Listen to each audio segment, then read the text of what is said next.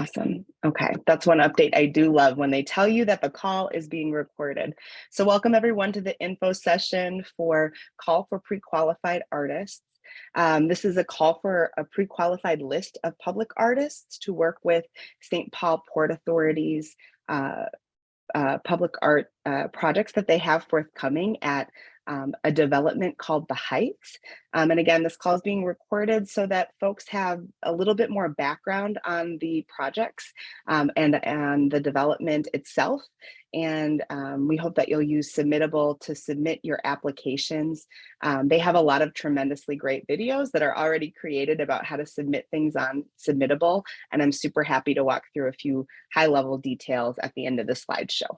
So to get started, I just want to introduce myself. My name is Lisa Brimmer. I am the consultant working with Forecast Public Art, and I'm so excited to be partnering with St. Paul Port Authority to support their public art work groups as they work through the process of deciding both the artists, like we're doing here today, and a lot of the projects, some of the questions that have been had about what are the values, what are the themes, what are the stories of the projects that are happening at the Heights.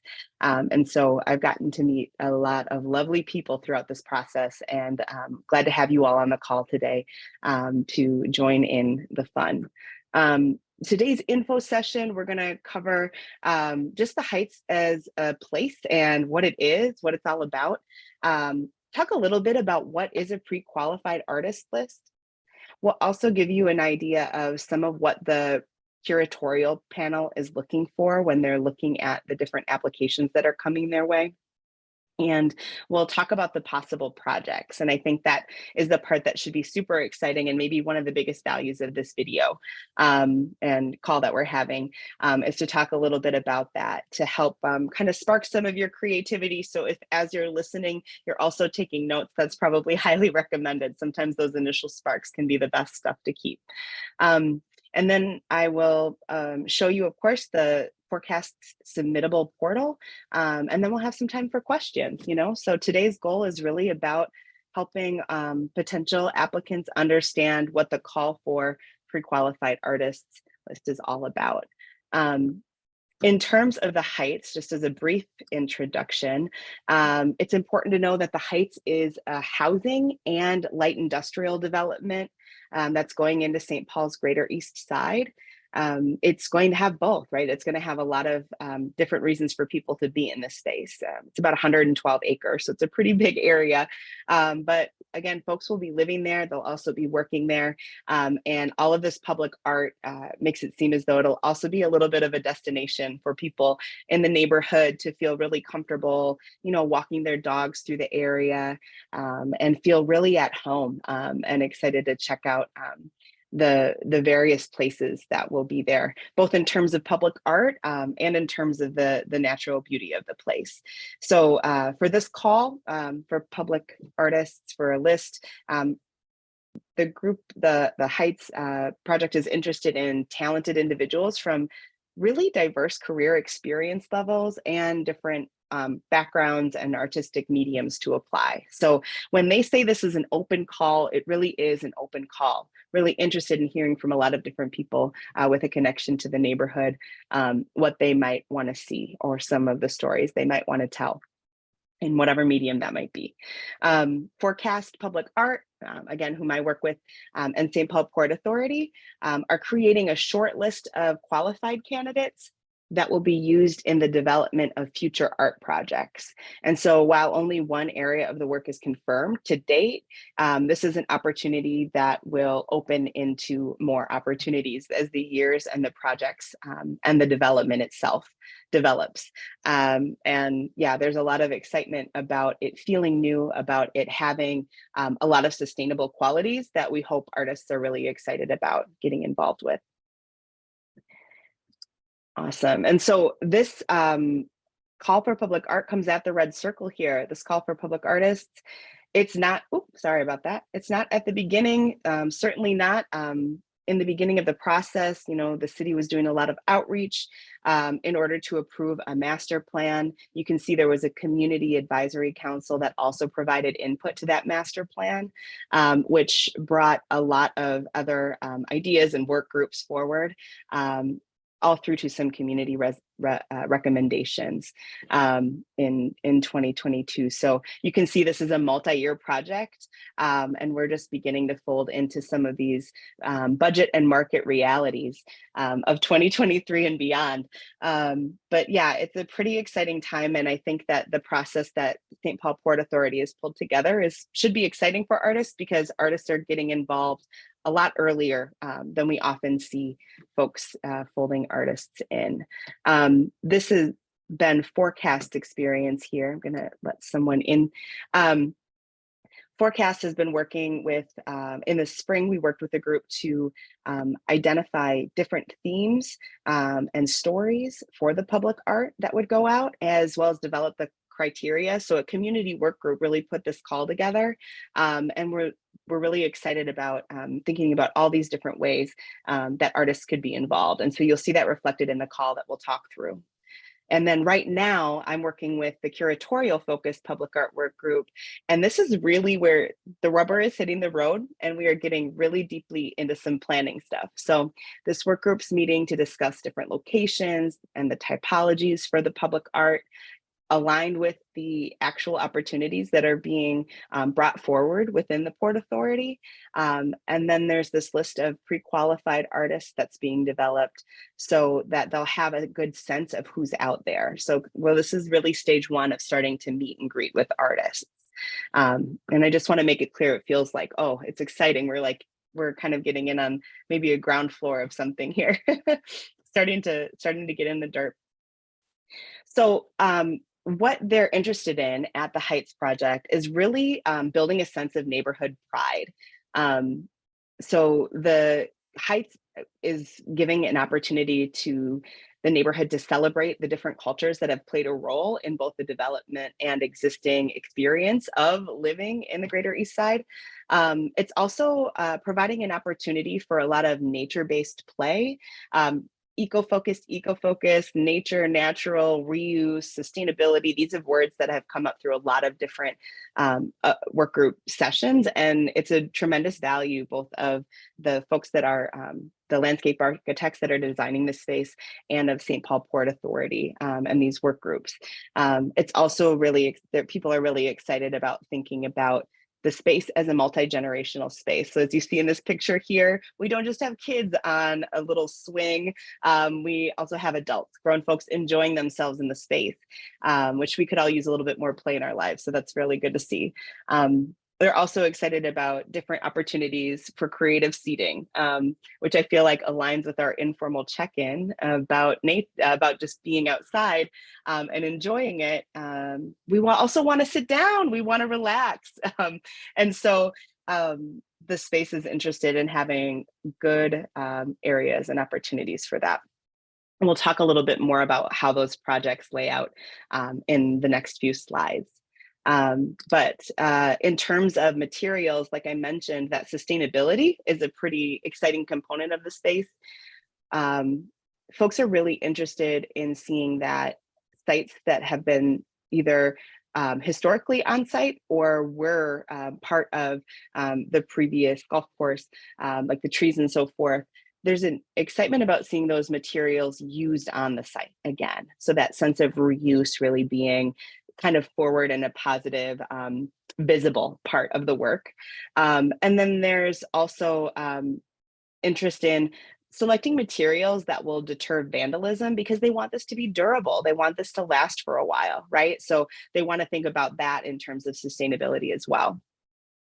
And then lastly, in terms of the materials that they're interested in seeing, thinking really safety first, wanting the art to be inviting to touch, but not to be, excuse me, a danger to anyone that's interested in touching them, right? Excuse me. And so if you can think about things as sensorial as possible, that might be really exciting to the curatorial committee when they see things come through. In terms of interactivity, as we're talking about sensory touch, in terms of interactivity, folks are right now, obviously, is a really exciting time for interactive public art. We don't often think about it, but even something being Instagrammable, right, is a way of interacting with it. People taking selfies places, people meeting places. All of these things are ways that something can be interactive without maybe being you know, sit on the swing, etc. Just a second, I want to make sure everyone's muted in the space. Just for the recording. Thank you, everybody. Sorry about that. And so, yes, the idea is that throughout the different community engagement efforts, interactive public art was one of like the top tier things that folks were interested in. They were interested in sensory gardens so that people without maybe the faculty of sight are also able to experience something that's exciting. How can touch be used in the space, right, for other folks? So there are all these different ways to sort of bring people together and make it an inclusive and exciting experience. And then you can see some other examples here on this slide of just like, okay, sculpture you can walk on perhaps. Or, you know, yes, small houses you can swing in. Look at how that's also kind of a way that sculptural play can be involved. So there are just multiple ways of having that sort of like, yeah, human connection and expression. And then here's a slightly strangely sized site map, but we hope you can kind of gather the gist of the site to see kind of how this 112 acres is really being laid out and utilized. A lot of thought and attention has gone into the zoning of the space, and the Heights is a development that's excited to offer a lot of jobs to the neighborhood and community. And so all of this purple here is all light industrial area. You see these this area where there's water and so forth. Those are actually kind of places, landmarks, opportunities to draw people in and to have them experience that art, that artistic experience. Another area is this green space here. That will be a park space. That won't have necessarily as much public art in it, but just to know that that green space will be nearby, that sort of more traditional park space will be nearby. And then you see these other, this red here and the yellow here, this is also housing. So you can see how it's all interconnected. Things are playing nicely together. And if you're familiar with the neighborhood, you can also see some roads that might help you get a little bit more clearly located in space. So I hope you'll take a look at that. There are additional plans on the website, and I can share those links with you after I'm done sharing my screen. You don't need to watch me try to manage all that. In terms of storytelling and inspiration, like we've said, a lot of information has been gathered, so you don't have to start from scratch as you start to develop your ideas. The curatorial work group will really be looking for art and stories that can stand alone while also contributing to this comprehensive experience, right? So when it's curated, it's also going to be curated, right? They're going to be choiceful about who they select. For the area, they're excited to really make sure to honor various cultural traditions that are relevant to the area. And so that means starting with the foundation of course, honoring the Native Americans who came before us and are still here, right? Not honoring that presence, honoring the Jewish community that invested in that space, that acreage as a golf course, and then honoring the Hmong community, and that includes those who partnered with US soldiers in the Vietnam War. And we're also hearing that like thinking about how to make these sort of historical touchstones relevant, right? A living history, not to just put folks in the past, but to acknowledge that these communities are still a vibrant part of the area. And so that gets to that, like honoring the generations of families that have called the neighborhood home, and celebrate the broad diversity of the Greater East Side, which includes new immigrant communities, includes folks of all ages and all generations and times living with disabilities and in different bodies. And so that sort of inclusiveness is something that was a strong value that came from the public art work groups that we've been working with. I'm a good double clicker here today. Is it going backwards? No, it's not. Okay, now you know what's coming next. Gave you a little preview. Sorry about that.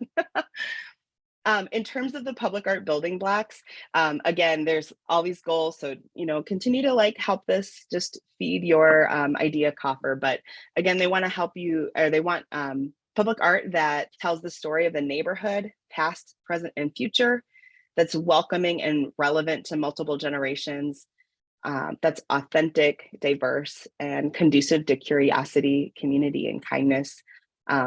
And also provides, again, those unexpected opportunities for interaction. And when we talk about these values, it's easy to think like, oh, here's Lisa delivering these values. But it's like, look at these other faces. These are the faces that were in the room for that public art work group. They were really thoughtful in working together, having met each other in the 4 weeks that we worked together. And it is just, yeah, it's just incredibly, I don't know, an important touchstone to think that these are some of what came out. So however you approach your application materials, right, because there's more than just the work sample, be thinking about these, right? These are good values to have in mind. So let's talk about the confirmed opportunities. This is the confirmed opportunity right now. Murals, all those industrial buildings that I pointed to before, the purple ones on the previous slide, they will all have murals on them. Not only will they be jewel toned in color, so there's like this beautiful cohesion, and they're not wearing beige. Said wearing a beige shirt, so hold that with a grain of salt. They're going to be like, it's going to be kind of a fun, like funky area. And the idea that everywhere is going to have a mural on it is actually really exciting, because I still love murals. I know that I think everyone loves murals. It's kind of hard not to like them. But what's kind of interesting and unique about the way that these are being approached is because of the scale and because of the need for some uniformity in the build out of them, they're actually going to be reproduced. So you're submitting, and folks that are invited to will be submitting a mural concept for a stipend later in the process. And in any of these steps of the process in applying for murals, you really just need a high quality example of your work. If that example is large and already done large scale and you've done a mural before, that's great. But again, this is an opportunity open to all levels of artist development, right? So if you have never really done a mural before, but you are killer on your Procreate, this is still an opportunity for you to, to get involved. Yeah, so the goal for these pieces, again, is to tell the story of the Heights. And that includes both the people and, again, that eco-focused piece, the natural resources. The artists, again, will be reviewed collectively. And then again, this public art list, or this list of pre-qualified public artists, means that artists will be invited then into future rounds and future opportunities. I hope that makes some sense. And if you have questions about it, we can talk it through in the Q&A portion. And I think that the last thing I'll say about the mural portfolio as an opportunity is I think it kind of gets at the heart of how St. Paul Port Authority would like to approach their public art at the site. This is a pre-qualified list. And as they move forward with different projects, if they're inviting you to propose something and it's not confirmed, they want you to be compensated for your time. So there is a sense of like reciprocity and respect for the work being done. In terms of potential opportunities, so the next opportunities that I show you are potentially forthcoming and maybe on a different timeline, right? So they're still kind of being confirmed in terms of time and budget. The first is that creative seating, public art benches. There will be a uniform set of benches that are there, but there will also be this sort of like unique highlighted artist designed benches that will be there on the space. And again, they're saying 2 to 3, it could be more. These are a few examples that Forecast likes to share because they offer a few different reasons why they're great creative seating options. On my left here, you have one creative seating option that's giving this sense of a private space, even though it's open, right? So there's kind of that safety, but also that sense of like, oh, the kinds of connections that might happen here are kind of intimate. And then they're also just kind of like cute to look at, right? Like it's still like creative and visually kind of stunning and exciting to look at. It also kind of fits in. It's a little bit natural. It's a little bit man-made. Like there's something in there, right, too, that's building a sense of cohesion in the space. I think for the second one in the middle here, this beautiful mosaic bench, it's bringing that natural experience to the artwork that's reflected in the space. It's bringing light. I mean, imagine seeing this little bench in the beginning of the spring months when you're like, oh my gosh, I can see the sun again. I just moved all the snow off of it, right? There's something that's kind of whimsical and exciting about that. And then this third option here is from a, it's kind of a comical, funny thing, like, oh, you could be looking at this beach or you could be looking at this phone, right? So there's a little bit of whimsy and play involved in this one. I like that one as a creative bench. It shows something a little bit different. And it also shows how like a sculptor might be a person that's like, got a unique opportunity to take something on like this, that again represents spaces in the community, but that also somehow engages in this like sort of multi-generational interactive play. In terms of interpretive panels, this one some people can get kind of confused by, and so I want to name that first of all. Also, I want to name that means there's abundant opportunities for creativity to spice it up. I'm also like an English nerd, so maybe I like things like this. It's a fun challenge. There's a goal to have at least 10 panels that represent the past, present, and future of the Greater East Side. And the panels, again, would be like standalone, amazing, beautiful, but then they also feel like really collaborative, right, with the rest of the art going on and with the space in general. And again, artists are encouraged to kind of go wild a little bit and explore and celebrate the diverse community and the natural settings. Again, those are the two stories that people are interested from the Port Authority. They want to see nature and they want to see people. I mean, that's what we kind of love as people. We also love food. I won't say we don't love food, but those are two things that we maybe want our public art to be about the most. Here we have a few great examples of how this could look. Down here on the bottom left, you can see native language being used to tell a story of place. Over here, we can see concrete stamping being used to share, a poem, but also kind of a sense of whimsy, a sense of connection. These types of sidewalk stamps are especially here, like the city of St. Paul, that's a community-based program, right? So more artists get to be involved. If you're a poet, if you're a concrete stamping artist, etc., maybe this is your opportunity to think of something like that. And as we'll talk about, you don't have to be completely finished with that story of what it looks like or how it comes together. You just have to kind of know what you need. But you can see a more traditional sign, and you can see some like kind of fun, big, it looks like they're acorns that are, now I'm getting quizzed on natural history, but you can see sort of like fun, big, pieces of nature kind of being shared as well. In terms of 3, this interactive play center is something that is kind of exciting. One of those places we talked about that you could find within the space is likely to be really have a lot of reclaimed natural items in the environment, and also again be intergenerational, incorporate accessibility based on different abilities, and have seating, gardens, et cetera, et cetera. And so if you can see your work in some sort of interactive play space, or you've been wanting to experiment with how would I want to say audience member, but how would a visitor sort of interact with this? These are some ways of thinking about it, right? We have a sort of bird feeder or bird bath situation over here. We also have like this turning, you can turn these rocks, you can turn these lights and engage with them. These are both from the Boston Seaport. These are mobile lighting sort of experiences that travel throughout, but maybe you think of something that might be great to have around in the summer months. And then, these larger, like sort of like pond stone situations that folks are able to jump across. These are just a few. And as we go to 4, you'll actually see a few more opportunities for that interactivity.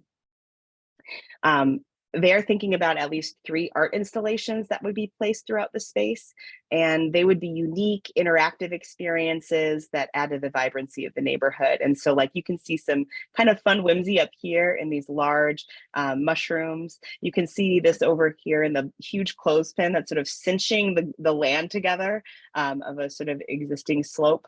And then you can see the way that in these metal sculptures, all of these beautiful words are sort of amplified in order to sort of create a feeling or a mood, right? These other 3 are much different. If we look at this one in the center, this is an interactive sort of like musical play place. I could have put this on either slide, but it fit best over here. I think that one could make a case for them fitting in either area. And since you don't have to apply by opportunity, you're just applying to share your work, I thought that this would be a good opportunity for me to tell you about that. In terms of the 2 on the left here, you can see this like large, like almost like a octopus on land. I mean, I don't know, what is it? I'm not sure, but I love it. And don't you just want to like go play in there? Like, let's go check it out. And also it would just be like huge and it would cast a shadow in the evening. And so thinking about things throughout the day, I think feel exciting when I look at these objects at different times of day, at different seasons, they're going to look much different.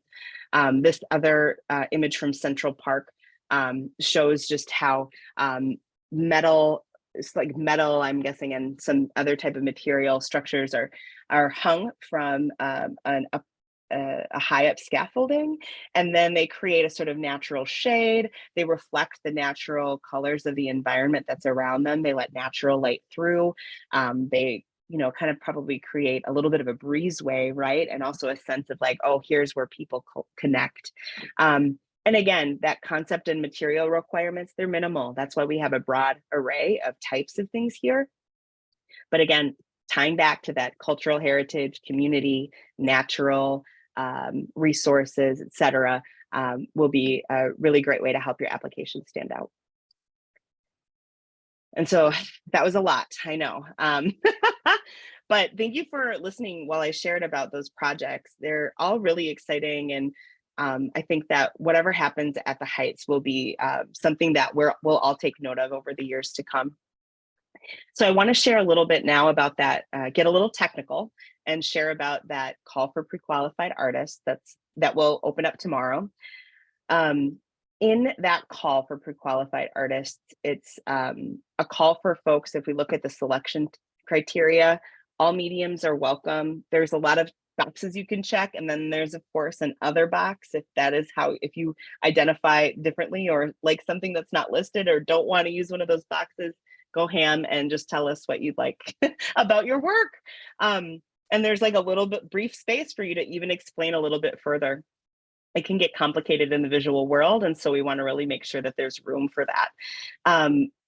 Again, all experience levels are welcome, and so, you know, this is your opportunity to kind of try to communicate what you're thinking about. And if you have questions, if you're a newer, less established artist and have some real sincere questions about how to approach it, you can feel free to email me. My email's on the last slide and it's available kind of around. I will get it out to you.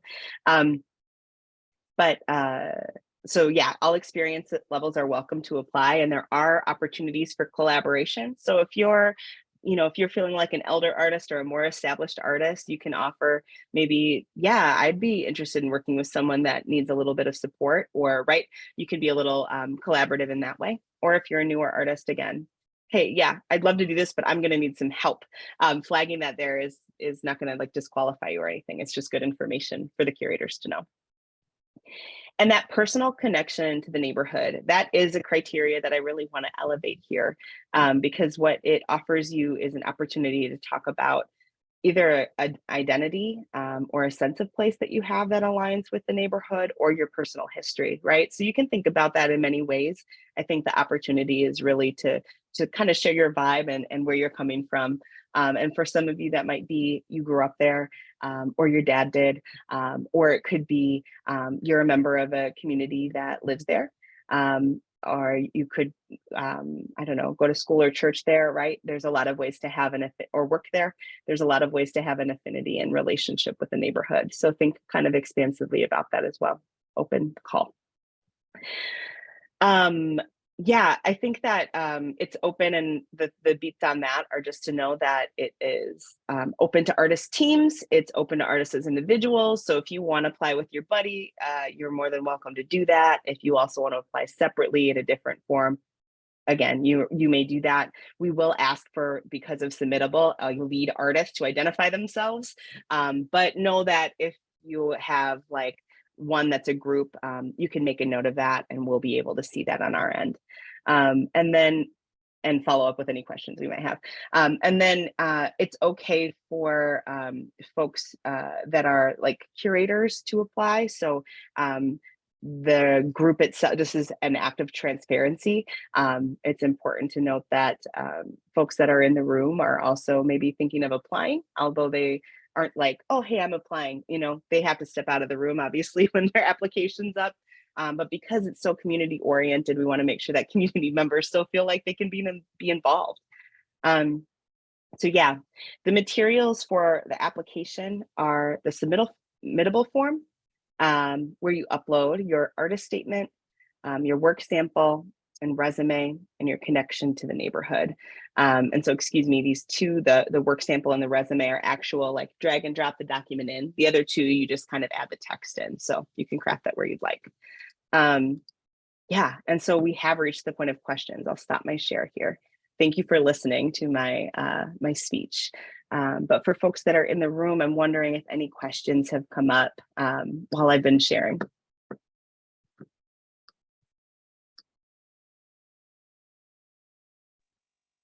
I'm sorry, is it Jen? Is that correct? Oh, I'm Lisa, but my Lisa, thing probably says Jen somewhere.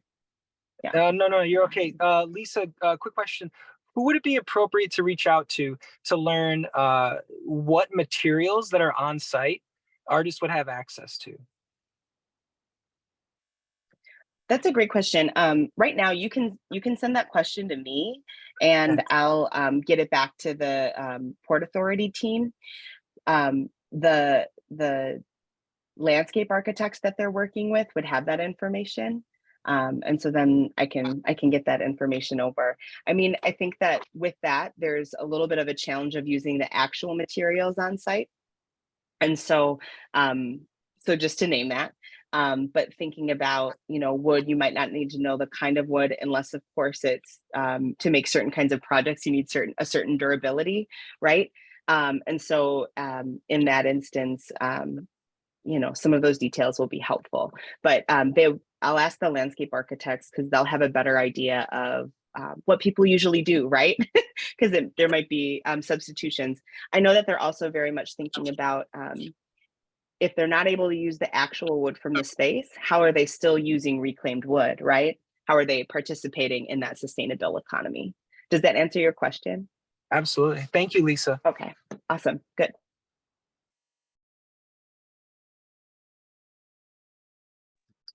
Any other questions out there from folks before I share a few more things?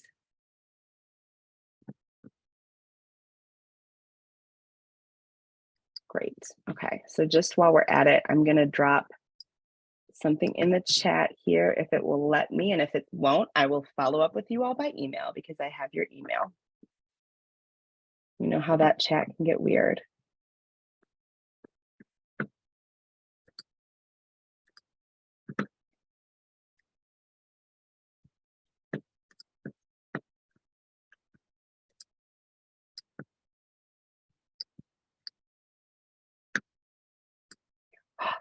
Wait. Okay, I think it did it. My single tier is ready here for you.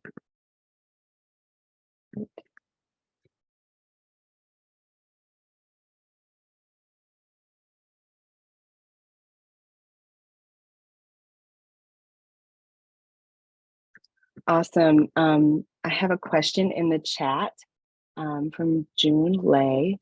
Hi, for the mural sites, are the walls currently prepped and ready for painting, or are there additional questions? Okay, those are really great questions, June. For the murals, what their hope is to actually reproduce images and make them more into vinyl that would be applied to the site. And so they're not actually thinking about live painting on the site. I think it's for durability concerns. But does that make sense to you, June? Ooh. Yeah, it makes sense to Peter. Yes, it does make sense to you too, June. Thank you. Awesome. Great. Well, if other questions come up, we'll still have a little time. I just want to share if it's helpful at all for people. Sorry, my computer's being fussy. It's probably because it's kind of hot in my office. So it's like, oh, I don't know, honey. That means we won't be on too much longer. So that's good for everyone, probably. Okay, great. Sorry, I'm such a stand-up comedian right now. Ooh.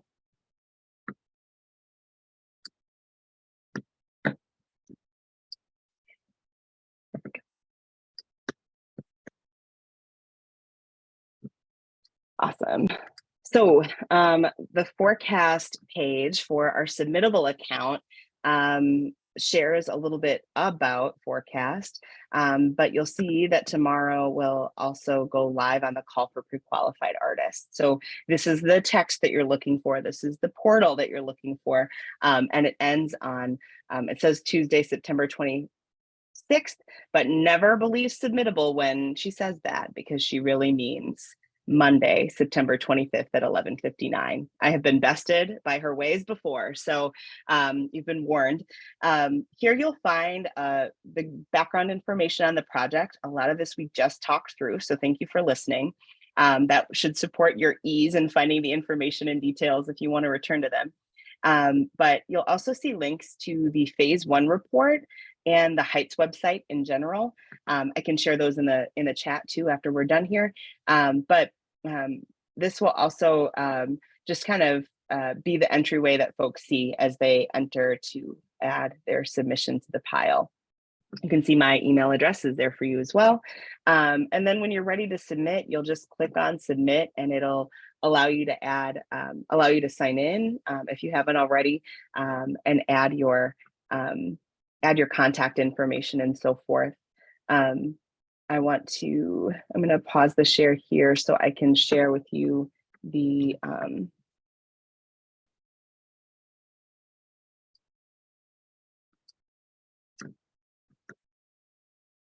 oh, I just shared it with you in the chat. Never mind. I don't have to do that. Yeah, so I really do think that's about everything that we need to cover today. I don't know if there are additional questions that folks have. I will pop my email address in the chat here.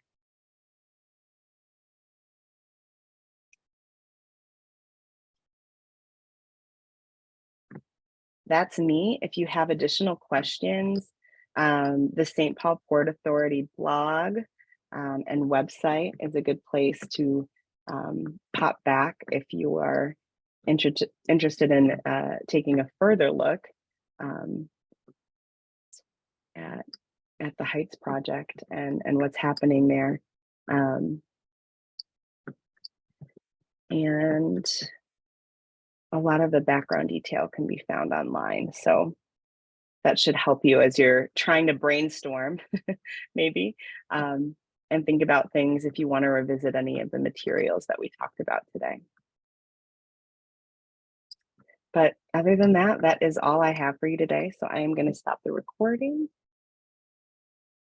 once I find the button.